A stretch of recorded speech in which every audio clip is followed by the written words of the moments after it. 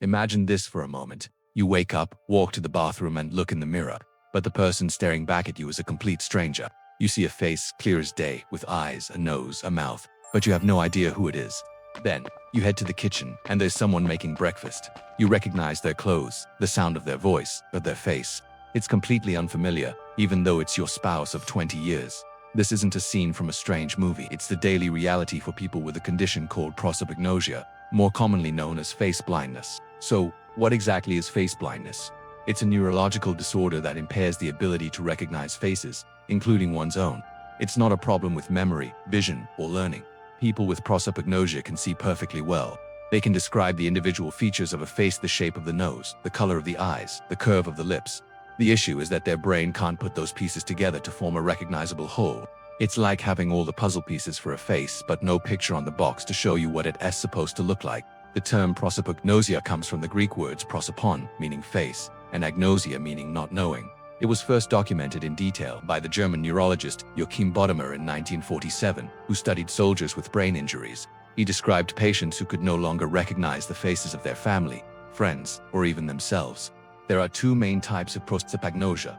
The first is acquired prosopagnosia, which happens after brain damage, for example from a stroke, a traumatic brain injury, or certain neurodegenerative diseases. This type is relatively rare. The second, and much more common type, is developmental or congenital prosopagnosia. This is a condition someone is born with, and it often runs in families, suggesting a genetic link.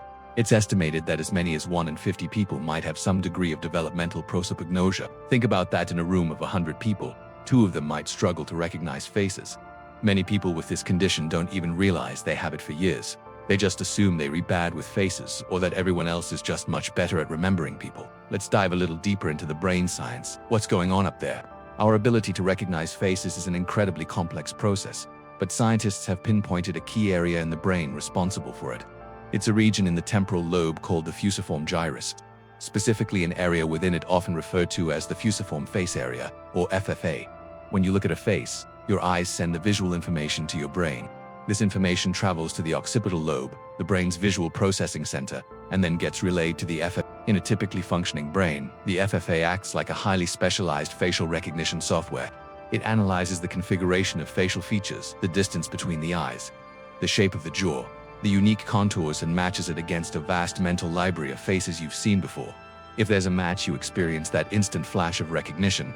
That's my mom, or that's my best friend. In individuals with prosopagnosia, this system is disrupted. For those with acquired prosopagnosia, the fusiform gyrus might be damaged. For those with the developmental form, the FFA might be structurally intact, but the neural pathways connecting it to other parts of the brain might not have developed properly.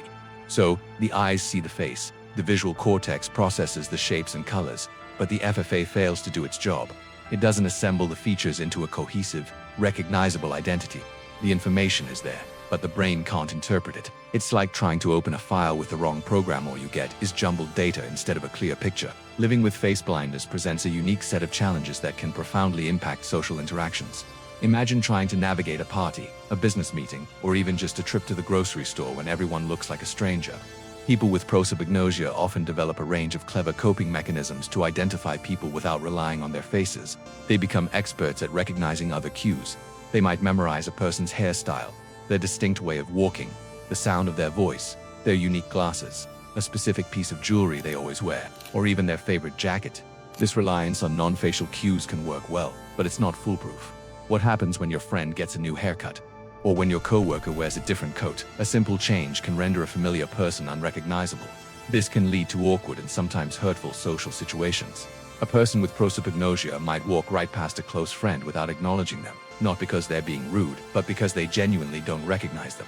They might reintroduce themselves to someone they've met dozens of times. This can be misinterpreted as aloofness, disinterest, or arrogance, causing anxiety and social isolation for the person with the condition. Many people with face blindness report feeling a constant low-level anxiety in social settings. They have to actively and consciously work to figure out who is who, a process that is effortless and subconscious for most of us. It's mentally exhausting. Following movies or TV shows can also be a nightmare. When characters look similar or change their clothes, it can be impossible to keep track of the plot. One person described it as watching a movie where all the actors are wearing identical masks. Even recognizing emotions can be difficult. While they can see a smile or a frown, they might struggle to interpret more subtle facial expressions because they cue and see the face as a whole. This can make it hard to gauge social cues and respond appropriately in conversations. What about recognizing oneself? This is one of the most surreal aspects of the condition. Many people with prosopagnosia can't recognize their own reflection in a mirror, especially if they see it unexpectedly. They know intellectually that the person in the mirror is them, but they don't feel that intuitive sense of self-recognition. They might rely on their hair or a specific mold to confirm their identity. The same goes for photographs. They might not be able to pick themselves out of a group photo unless they remember what they were wearing that day. Currently, there's no cure for prosopagnosia because it's a neurological issue related to brain function and development. It's not something that can be fixed with glasses or surgery. However, awareness and understanding are the first steps for those with the condition. Getting a diagnosis can be incredibly validating. It gives a name to a lifelong struggle and helps them understand they're not just bad with faces. Researchers are also exploring perceptual training programs designed to help individuals with prosopagnosia improve their facial recognition skills. These programs involve systematically studying faces, focusing on specific features or the spacing between them, in an effort to train the brain to find new ways to process facial information. While results have been mixed, some people have reported modest improvements. These strategies don't restore normal face recognition, but they can help individuals develop more effective compensatory techniques. The study of prosopagnosia does more than just help those who have it. It gives us incredible insight into the human brain. It highlights how exquisitely specialized our brains are.